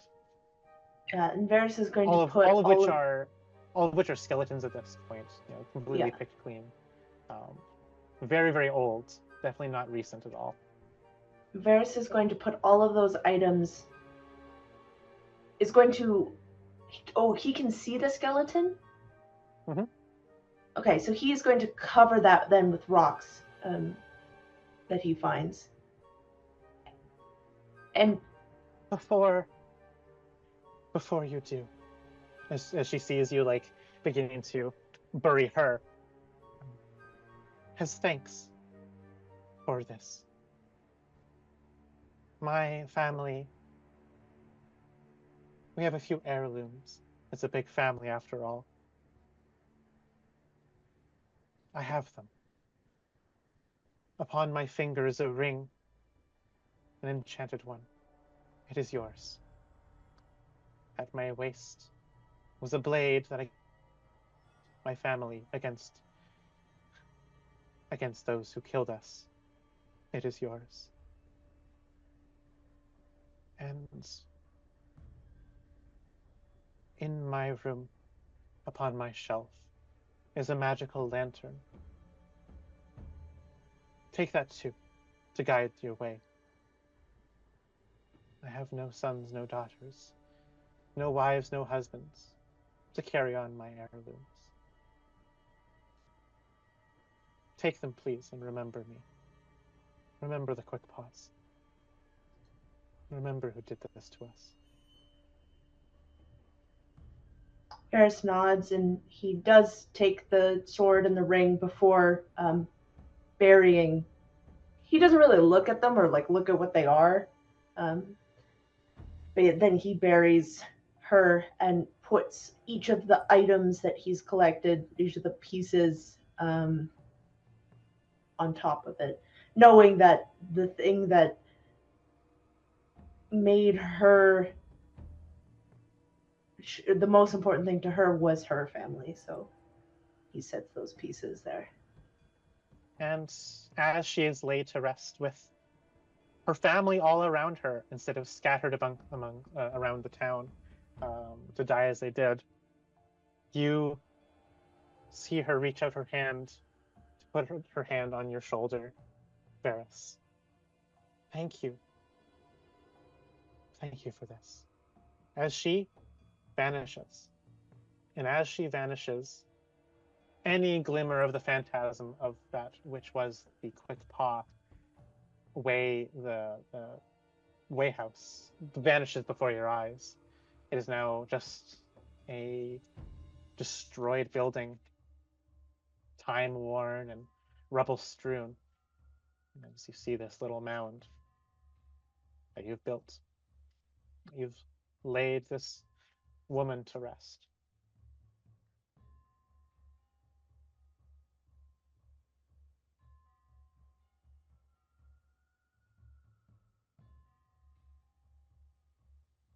I think Veris will then go and retrieve the lantern. The lantern is not upstairs in her room, unfortunately, because the upstairs has collapsed from time and destruction. We're able to find it amongst the rubble as well. This strange lantern, it's unlit right now. It's made it's made of this strange silver, embossed with runes that, in the rat folk tongue, would spell out, "Light this, and your path shall be true. Those who live in death will bring no harm to you." And I think Veris would repeat that out loud to the others. And as you say it out loud, the lantern glows in a ghostly blue-silver light that sheds light as a lantern does. It is activated by a simple command phrase set out in the language of the rat folk.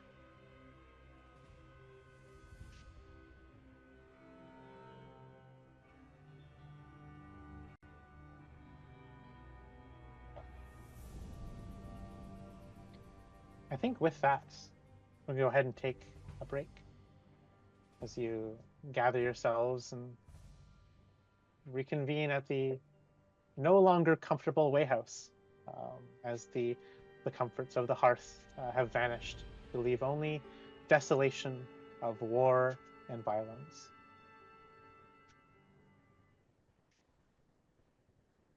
Great. We'll be back in about 10 minutes. Stick around. Are we... Hold on one second. Are we still live? My finger grazed the broadcast button, and I almost took us off the air. Sorry about that. Just wanted to make sure we are still actively on the air. Cool, perfect. The phantasm of the Quickpaw Wayhouse dissipates around you as you lay Mother Quickpaw to rest, letting her be with her family once more. Veris, you have in your hands a short sword and a ring, and I guess you also have the ghost lantern. Yeah, Veris. That all have been bestowed upon you by the Mayflower. Veris is going to look closer at the ring. Can you glean anything about it? This is a ring of protection. It's a bit tragic that it could not protect her. She needed it most. I think Veris, without saying much, like after he receives these items and after they do all of this, I think Veris would actually probably just make his way back to the boat. Without saying really a lot. What time of day is it? Midday.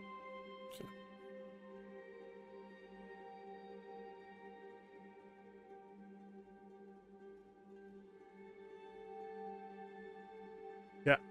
For at least for Yrsimagor's part, I imagine for the most part, aside from helping by finding some of these mementos, the actual burial part probably would have left, kept his distance. It's a very personal rat folk thing that, unless specifically asked, I would not have. I probably would have busied myself with making sure the boat's tied up and making sure, everything is ready to go for when we're ready to travel.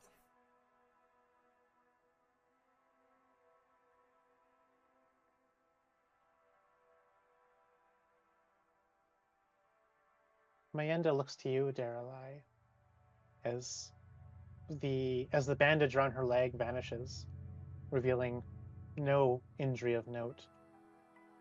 She grazes it with a fingertip, tracing the wound where it once was. I was bit. Then I fled westward. I was being hunted.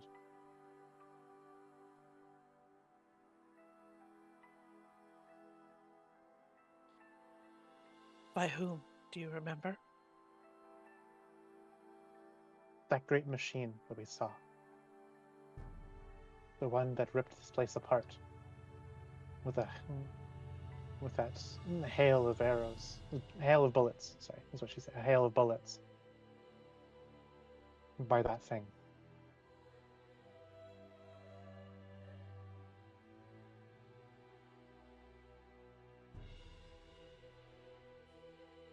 That is all I remember. I remember limping under the cover of night.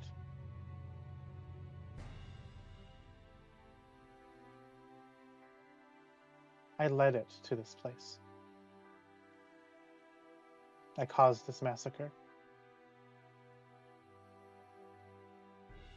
You did not cause this massacre. That metal creature and whoever puppets it caused this massacre.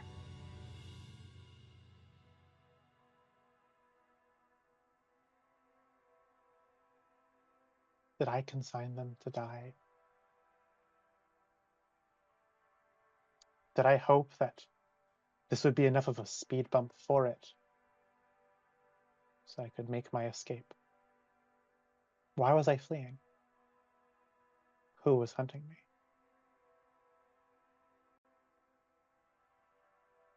I wish I knew the answers. She calls me Cassandra. I think you are less mad than you were before. That makes me mad a bit. Trusting the word of ghosts and bygone spirits.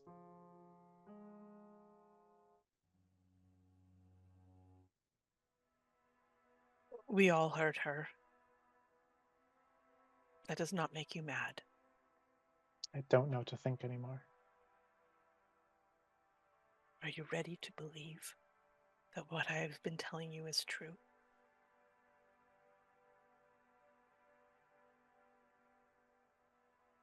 I'm not. I can't. Odds, you're a stubborn woman. It's... You say the name Cassandra, it is the name of a stranger to me. I am Mayenda, whether you like it or not. That And you Cassandra are is someone else. You are Cassandra, whether you like it or not. And one I day cannot you will remember. Cannot become a Cassandra for you. Not for me. For you. It's like trying to grab mist, trying to cup sand with a glass with a hole in the bottom. It does not fit. It feels like those memories are not mine. And yet, you know they are memories. They feel like visions. Like visions I know of things that have passed long ago. It's a start.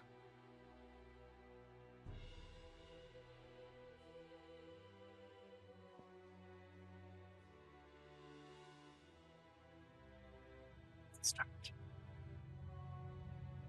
And as everyone leaves this this grave of a town, Mayenda will grab that decapitated, squished drone head and hold it in her hands. And she'll take it with her. And if someone gives resistance to this, she says, I want to study it more. I want to know who was hunting me.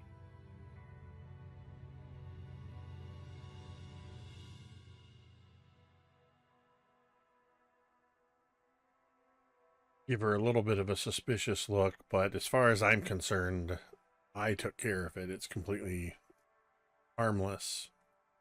Other than giving her a sideways look, I wouldn't say anything about her bringing the head. And she'll hold it on her lap when she sits on the boat. And the five of you set off once more. You push away against the dilapidated dock of Aldernod's Rest. And you row further downstream. You row for what is the greater part of an afternoon, late into the evening. The sun has just a bit more shine left to it to this day. As you see ahead of you, well, you see ahead of you that the river is blocked. There's a great fort ahead. A great fort that, well, is definitely inhabited, unlike the last landmark you saw. There's another boat heading down from this place that is stopped. It is moored against the side of the river. You see some kind of altercation happening upon this blocked path. There is a bridge that has been built across, though it has been it is low and it would almost be impossible to row under it unless you were all completely ducked and laying flat on the boat. You see the same symbol appear over and over again upon the legion of soldiers manning this fort on this riverbank. The symbol of the Technic League, which is a sword inlaid into a gear. It adorns the helmets, the armor, the shields of the many soldiers that walk along the top embankment of this fort, along the top wall.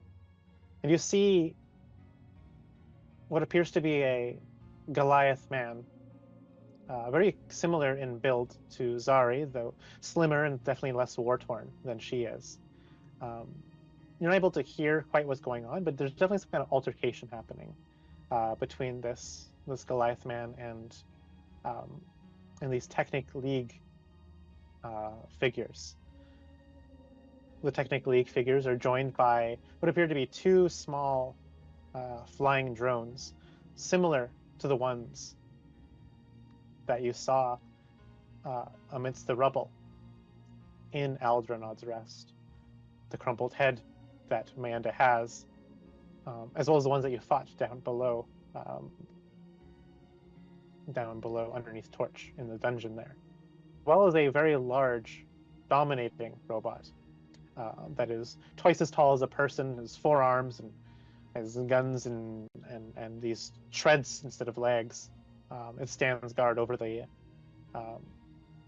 far entrance to this fort. You can't get a sense of anything that lays beyond this great wall, so you get the sense that there's perhaps like tents and other an encampment that has been built and set into this place.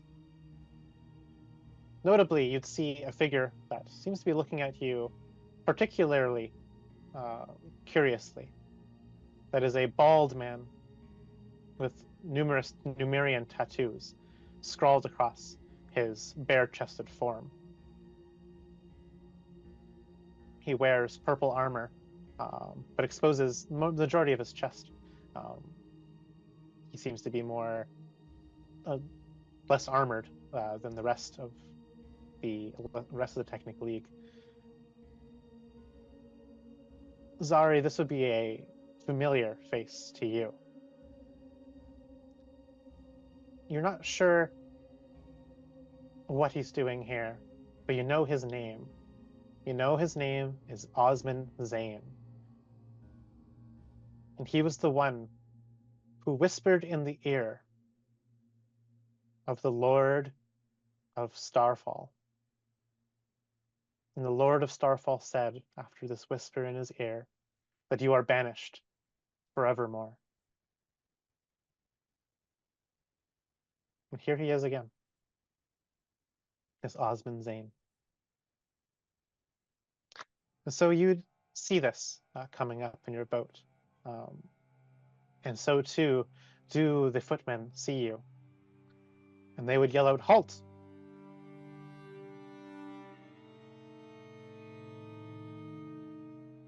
They yell out, "Halt! All your goods must be inspected for contraband. You're expecting passage down to the Hajath Hakados," says this footman, almost like pausing to not say the words "the free city."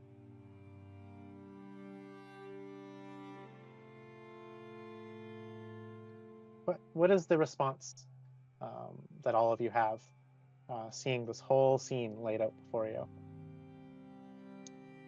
It is this one that speaks.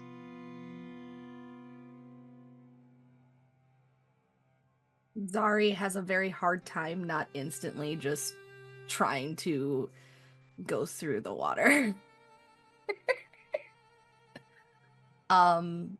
It's very obvious from the way that the leather and chainmail kind of creak and rub against one another as her fists are tightening. And I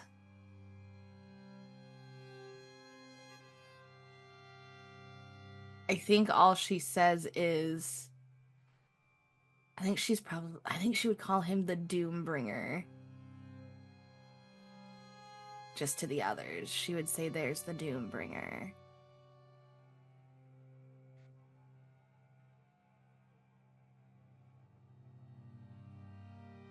How high up from the boat, like where we're sitting, would the top of the bridge be? The bridge would be at about a little bit above chest height, like neck height almost. If we're sitting, or if we're standing? Yeah. If you're sitting. So if we were standing, we could easily get up on top of the bridge. Yep. Mhm. Cool. Okay. Yeah, it sounds very much like that's by design. We're supposed to Yeah. get there, get out, be inspected. So I would take us right up to the bridge. Mhm. Um, Upon arriving closer, this robot would wheel to block your passage.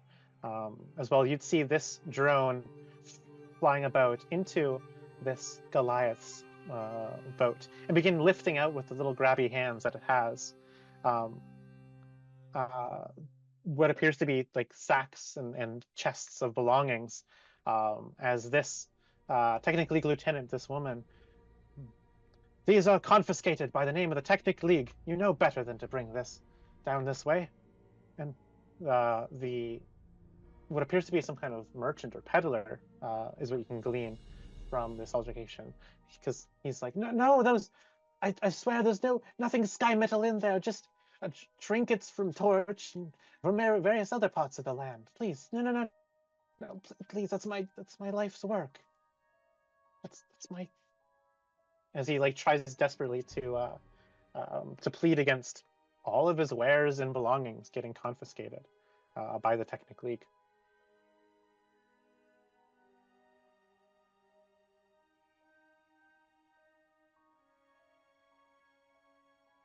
And as you approach, this Technic League lieutenant gives this footman a look as if to deal with you, and this footman would stop also, dangerously close to that tall, dominating robot. You are required to stop. The Technic League will search your belongings, confiscate any contraband, anything of nefarious technological use. By decree, Law 474 of the Starfall Decree. He starts like listing off some random law of a kingdom that, of a governing body that has no effect here. As he basically kind of like reads you your rights, basically. Lastly, saying, you will comply. As almost like a, what do you do kind of question. And so I turn to the table here. What do the group of you do, seeing this altercation, seeing this peddler have all of his belongings stripped away and confiscated by the Technic League? Whether they are Skymetal trinkets or not, they are gone. When you see the Doombringer looming, not saying or doing much, looking over this whole affair, seeing this dominating robot blocking your path, what is it that you want to do?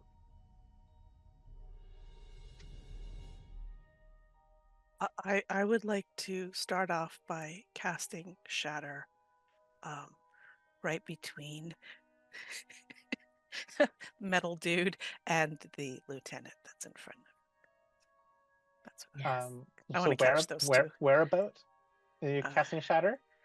I want to catch, like right behind them. So, the bridge, the Metal Dude, and footman. It's only a 10-foot sphere, so I don't think if I can get that drone, I would love to.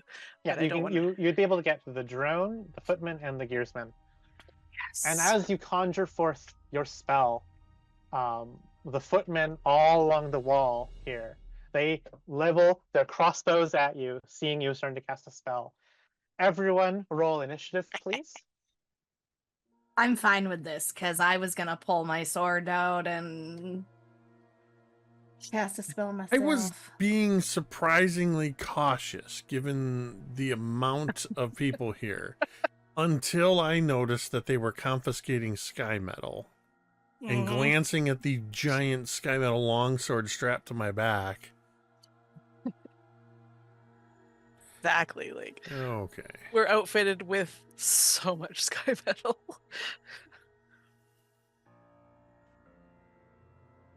Daeralei. 21. Oh wow, yeah, everyone rolled so good for initiative. That's so funny.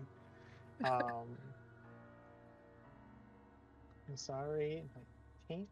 Veris, 18. Cool.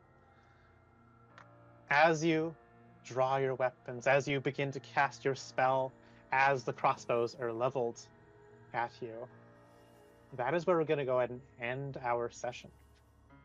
As next session, we will kick things off directly in initiative, directly into the action.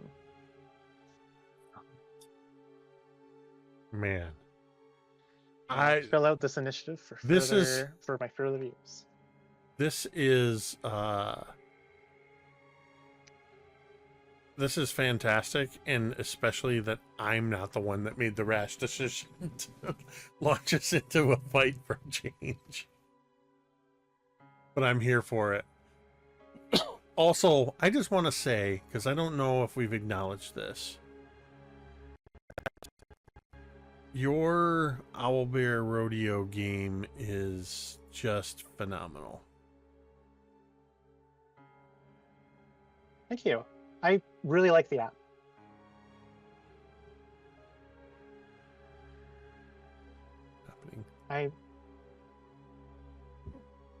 It's a really fun one to use, and I like it as a virtual tabletop.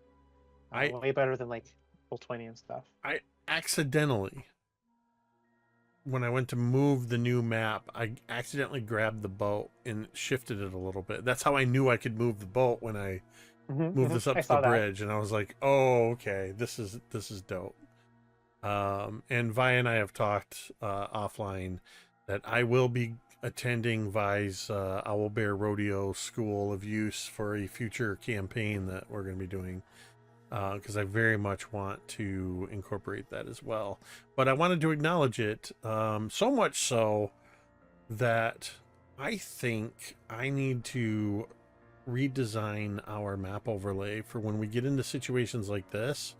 We have a dedicated map screen where we're all smaller on the bottom of the screen, and we and the audience, we can see through Owlbear Rodeo, but I want the audience to have a much better view of what's going on. So I'll figure that out by the time we hit this next session, so we can see a better view of the fight and have a better appreciation for the work you put into the Owlbear Rodeo. Thank you to everybody who tuned in with us tonight. Thank you for the subs, whether it's the 5 months of Purple Swirl or the 66 months of Myth and Gears. We appreciate it. And thank you to everybody hanging out in chat. Again, I love seeing that people are talking during chat, and whether it's about the game or not, I don't care. I just love seeing people interacting. Yeah, thank you to Vi. Thank you for another great session. Sorry, I'm trying to vamp while checking something. There we go. Okay. So yeah, thank you, Vi, for another great game, and just thank you as always to everybody around this virtual table, Vi, Kaeryn, Sara, and M, without whom this would just be Vi talking to herself for a couple hours. With that, we're going to go ahead and end this stream the same way we end every stream. You can say it with me if you want.